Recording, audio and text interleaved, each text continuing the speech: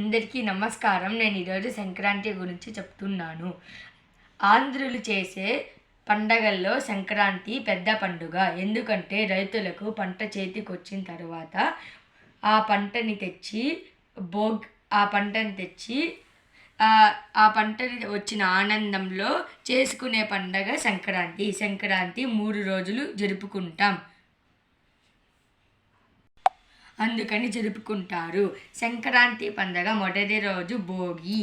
మన ఇంట్లో ఉండే పాత సామానులు మనం ఈ నెల ధనుర్మాసం అంతా గొబ్బెమ్మలు పెట్టుకుంటాం ఇంటి ముందర. అవన్నీ ఆ భోగిలో వేసి అందరూ చలి కాచుకుంటారు. ఆ సమయంలో చలి చాలా ఎక్కువగా ఉంటుంది. దాని తర్వాత రోజు సంక్రాంతి. ఆ రోజు పెద్దలకి అందరూ బట్టలు పెట్టుకుంటారు. దాని తర్వాత రోజు కనుమ. ఆ రోజు ఆవులకి అందరూ శుభ్రం చేసి బాగా డెకరేషన్ చేసి ఊరంతా తిప్పిస్తారు.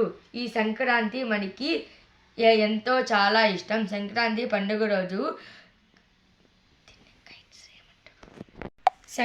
పండుగ రోజు గాలిపటాలు ఎగరేస్తాం.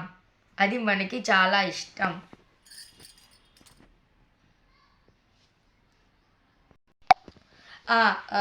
చేతికొచ్చిన పంటని కోసి ఆ కొత్త బియ్యంతో పొంగల్ చేసుకొని దేవుడికి నైవేద్యం పెడతాము.